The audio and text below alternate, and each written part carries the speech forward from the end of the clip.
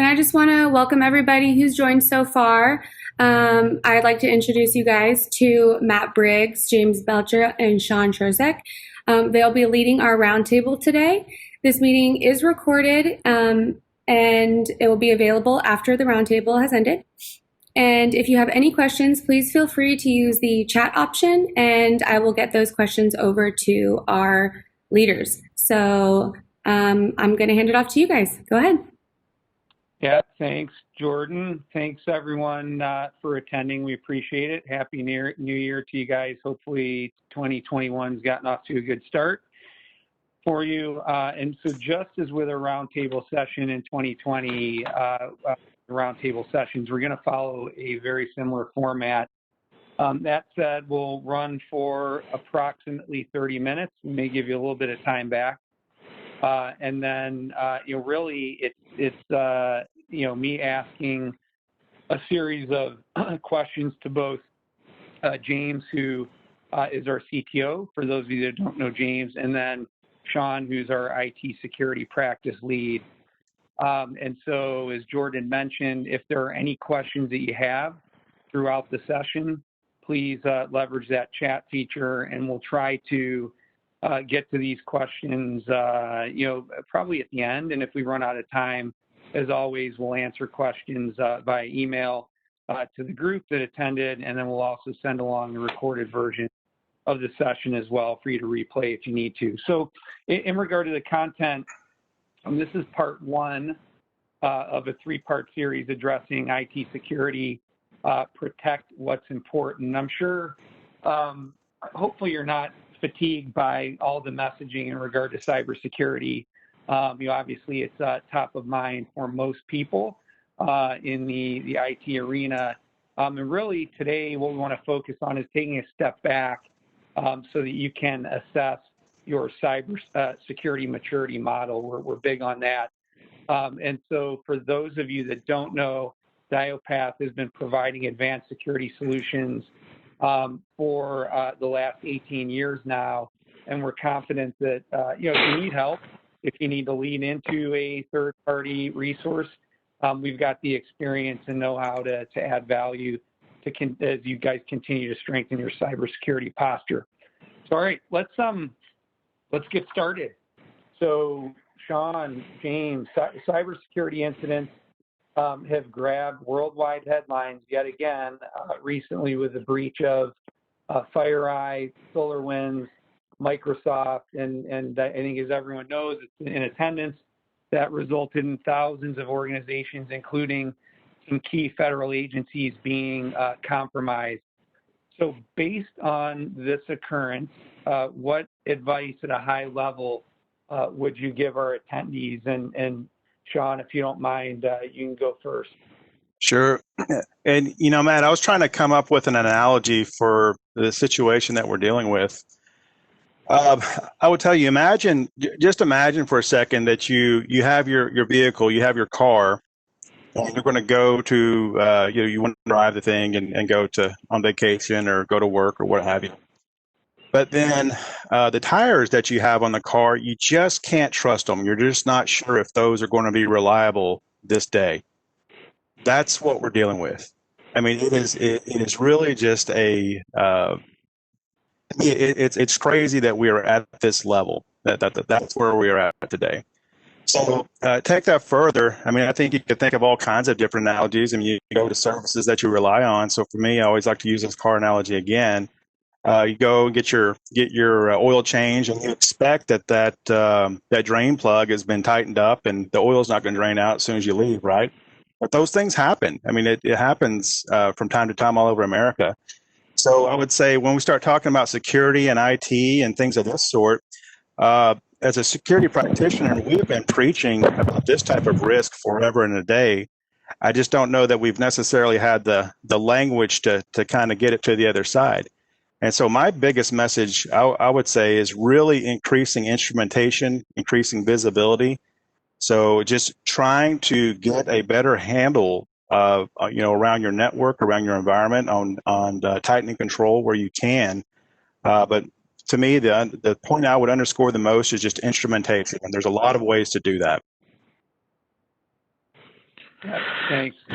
James? Yeah. So, my take, on those is really people should look at the type of companies that are being compromised, right? FireEye, SolarWinds, Microsoft, very large companies in the industry, right? Some of these are in charge of providing services to secure networks, right? They have service offerings themselves and things like that. So, if if people don't think that they are susceptible to attacks or any malicious, actors or things like that, that should show you right there. Even some of the largest companies with massive amounts of funding are susceptible, right? And if and these individuals have large amounts of money to help protect. So when a small company does not invest in that, they're an easy target, right? And there's a way to, so really, from my perspective,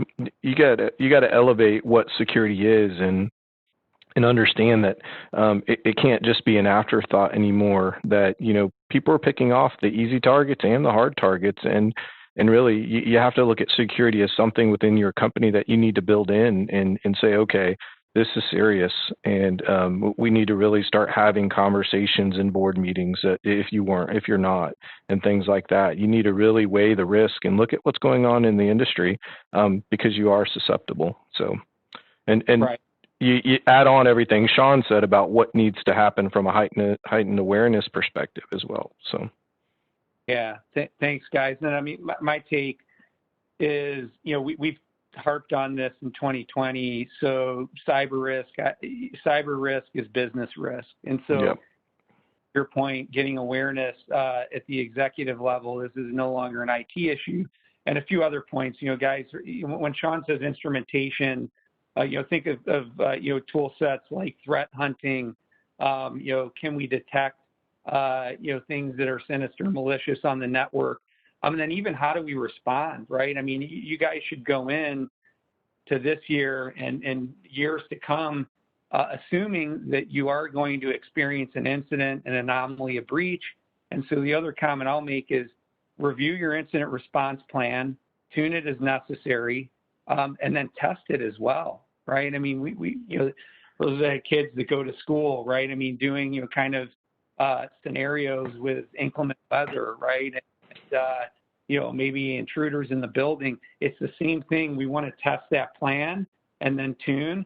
And the other thing I would say is have your third-party resources already lined up. And I know that we sound like a broken record here, but if you need, if there's an incident, you need somebody to rely on 24/7 to come in and bring the cavalry. And the last thing I'd say is check up on your insurance carrier and your cyber rider and make sure that you understand what's covered, time frame to disclose a breach. Are you able to engage your own third parties, or is that done through the insurance provider? So there's things there as well. So my 2 cents. So, moving on to the next question. So many organizations, guys, have internal resources playing, really a duplicate role. And what I mean by that is they're involved in general IT operations, and they're also very much involved in IT security operations. Why is this support model a concern to us as an outside party, and what can be done to solve the problem, Sean? So I'm a big believer in the philosophy, you do the best you can with what you have always, right? That's what we're all doing every single day. So with the existing models, you've got guys who are traditionally playing the role of sysadmin and network, and then all of a sudden they're kind of dabbling in security and having to deal with these types of things. What I would suggest is this: at some point, I think you just have to make the investment and get a guy who's, you hire or you find a service or you get some help somehow, someone who is more focused on security. But at the same time, I don't think you necessarily have to immediately, I think what you can do is leverage your existing resources as best you can. So send them to training, have some of those better security resources, bring along knowledge transfer and things like that. You try to elevate the consciousness, the security consciousness of those guys who are performing those traditional roles. So that's one thing I would say. So I don't know that you necessarily have to do that overnight. The other thing I would want to mention is, from my perspective, there's lots of people you can hire or you can go to work with, service provider, or what have you. Tools, doesn't matter. But to me, security, it takes a particular type of mindset. I like to say that these guys are just a little bit different when we start talking about these types of things. So it's almost like you would have to find guys who know how to think like a hacker, or if you're going to hire someone to protect your bank, you want someone that kind of knows how to think like a thief, things like that. So it's just a different mindset, and I would keep that in mind as you're looking at resourcing and trying to deal with these gaps that you may have. Yeah. Okay. James. Yeah, so I'm going to take a little different twist on your question. I look at security as not necessarily always an operational item, right? I almost look at it as it's a governance type component that you layer on top of your organization. So you're securing from several things like risk. It risks to your company and what you do and how you do it and the data that's being transmitted in your company. So it's not necessarily like IT operations where those services were built out to really enable your business, right? So, the route to switch, how you're delivering communication or how you're using, tools to collaborate. Security is in my mind layers over that. So to Sean's point, it's a different mindset, right? You're looking at things of how do I mitigate risk? How do I secure those applications? How am I securing that infrastructure? And it's very hard for somebody that has kind of, grown up in the IT ops realm, and not saying it can't be done. That's really looking at things from more of an operational, technical perspective. And security, I think, is a lot larger than that. There is a major technical aspect of it, but also it's looking at things to be able to mitigate risk to the organization, from processes to procedures to, your finance to, collaboration, you name it. So I think that's why it's not good to always have a dual role. And to Sean's point, some organizations can't necessarily afford that, and there's ways to mitigate that. He mentioned, services that you could buy and things like that. But that's really my take on that question, Matt. Yeah, thanks. And for the attendees, and what we're seeing is, especially in SMB and mid-market, where maybe it would be difficult to locate a security professional, bring them on at a reasonable cost, and then integrate them into the business. That's a huge challenge. I mean, there's a labor shortage there. So we're seeing a lot of organizations flexing in to companies like us, right, where we can offer fractional solutions. So IT outsourcing, and maybe you pick off areas that you're more concerned about. So it could be incident response, maybe it could be advanced tools, right, that you can't acquire and maintain. So you do that as a service. But we're going to talk about a security program and developing one in a little bit. But figure out where your weaknesses are internally and where you might need to leverage third parties. And you don't necessarily need to go whole hog, right? I mean, you can go at this fractionally and very tactically as well when getting third parties involved. So thanks for that, guys. So another thing that seems to be happening quite a bit in the market, I'm having a lot of conversations around security in general, and there's this fixation on security tooling at the moment, right? So what's the next generation firewall that's been installed, the next gen AV, secure internet gateway, email security, SIEM, EDR, vulnerability management, and so on and so forth. So it seems like folks have the blinders on the tools. Can you explain why this is also a concern, and what areas might you suggest our attendees focus on outside of tooling? Yeah, certainly.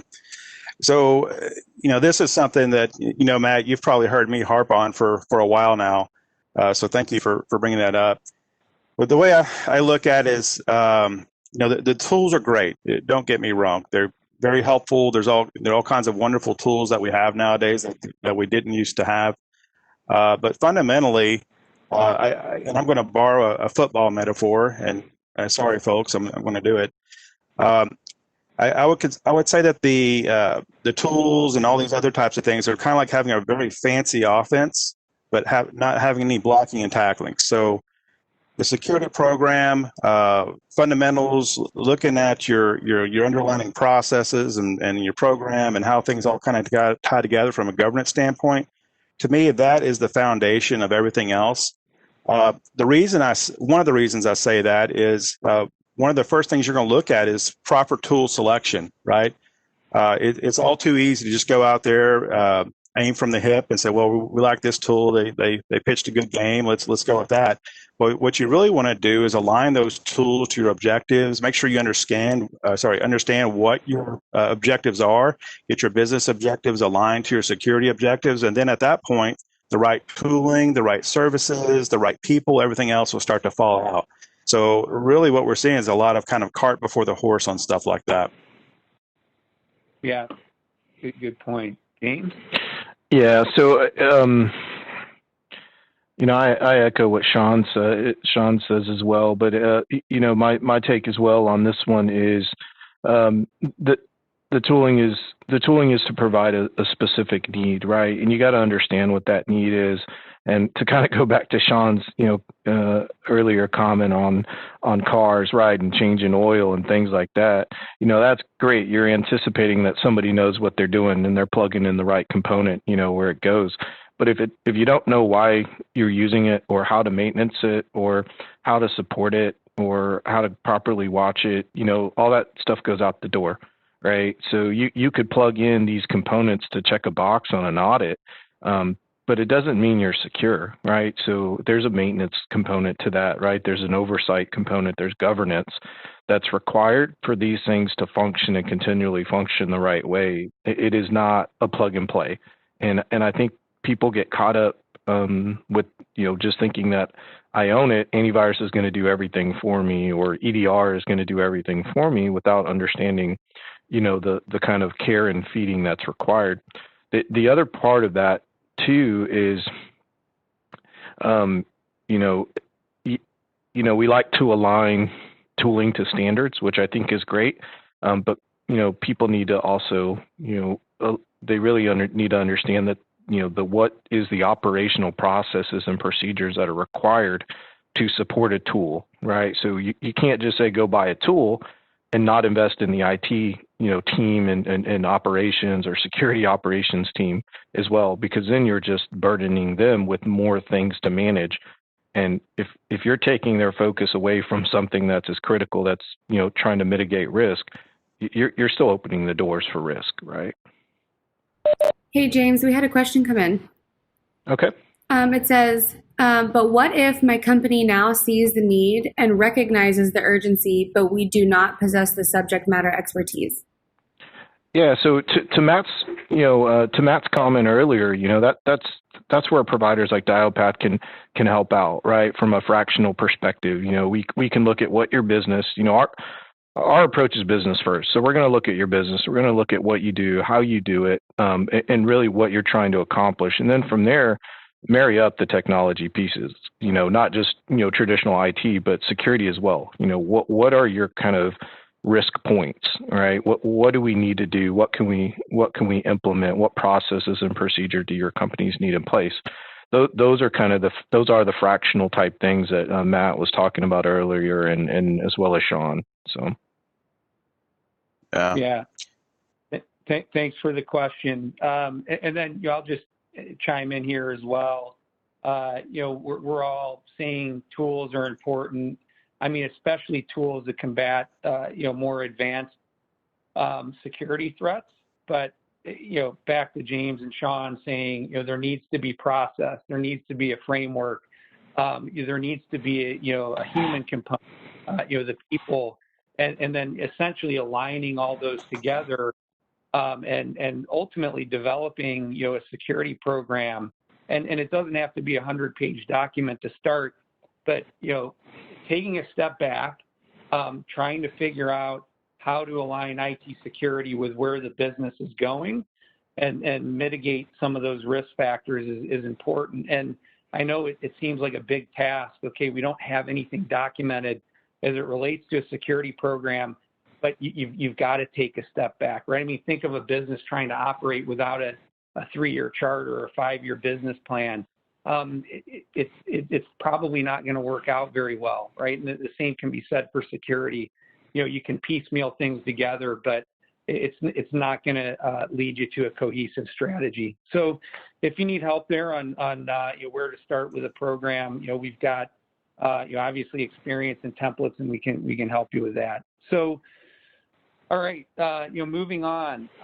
So, good segue into a security program, and we're talking a lot about that to our clients. Guys, can you define just a very high level what is a security program, and then maybe mention some of the components that maybe you haven't already?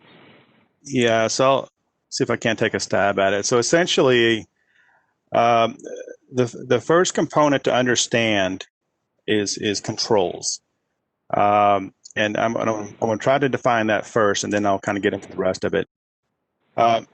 So controls, everyone knows that you have these password complexity settings that everybody hates. You have to type in a 1 million character password and log on just to log on. So that's something that is a configuration setting. So we can make that short or long. But to turn that into a control, what it means is it is an auditable aspect of your overall IT governance. So someone can come in and look at that and make sure that it is where it needs to be, and something's periodically checking on it and so forth. So a control, it's got that element of auditability, maybe some level of evidence, and keeping things in place, right? So that's what a control is. Now, what we want to do is pick a framework, okay? There's plenty of those out there, and they have lists upon lists of controls. But here's where the important part comes in for a security program, returning to your original question. Marry those up to a budget.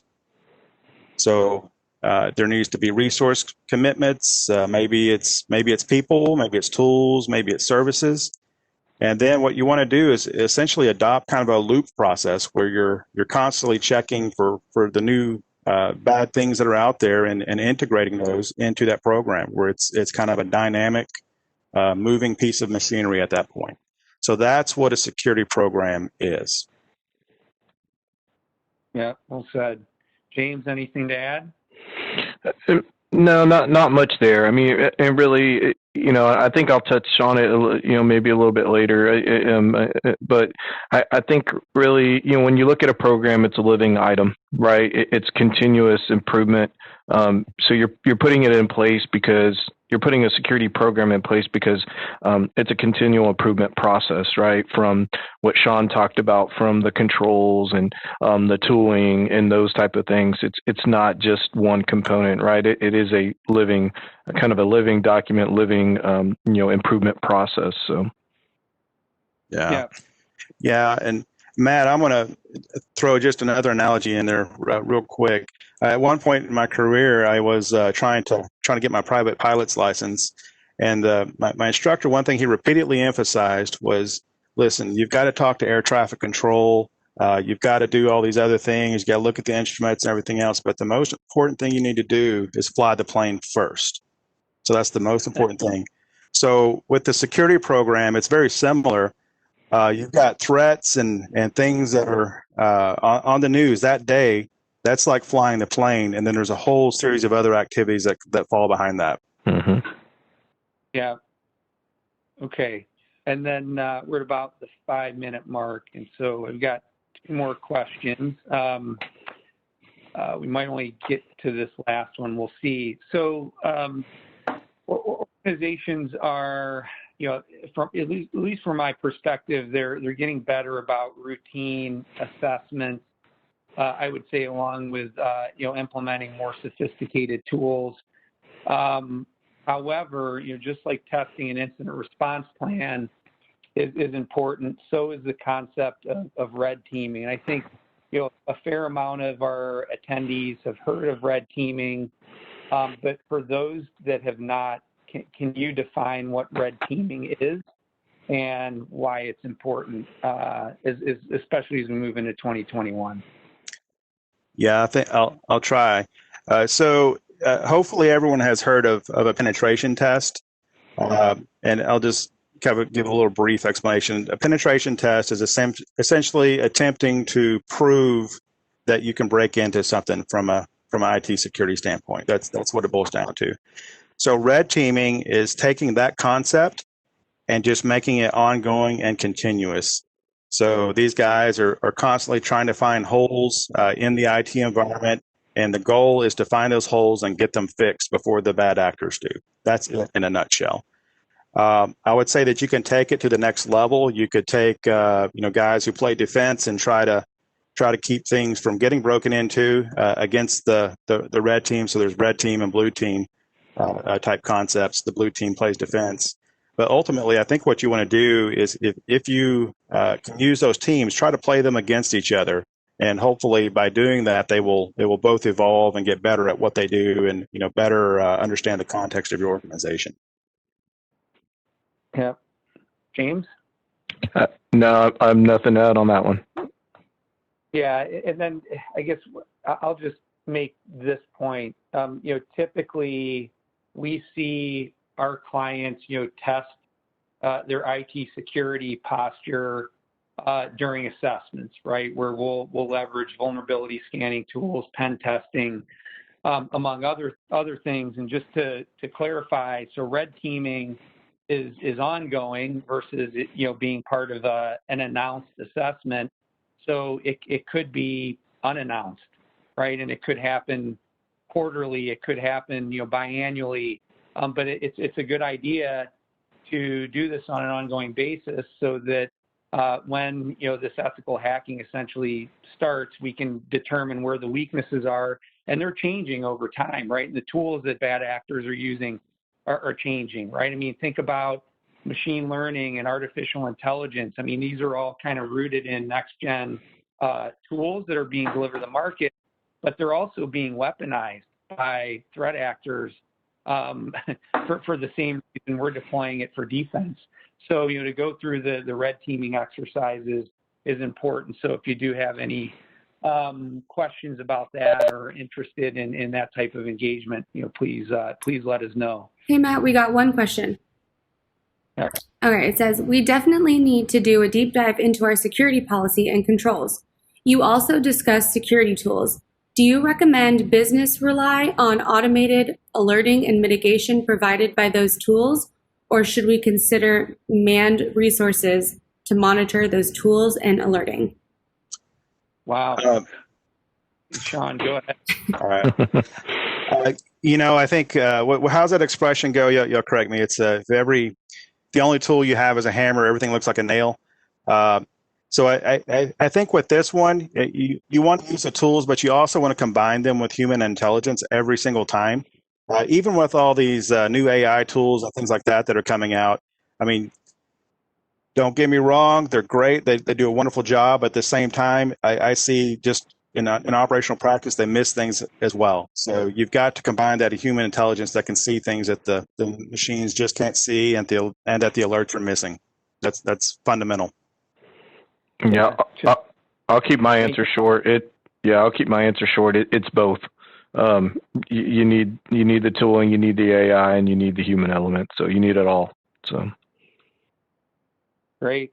So that's what we have. We don't want to keep folks over. So Jordan, back over to you to close things out. Yeah, no problem. Thank you guys. Y'all did great today. Thank you everybody for joining. We're going to have this recording up on our YouTube channel within the next 24 hours, and we will send it out also via email.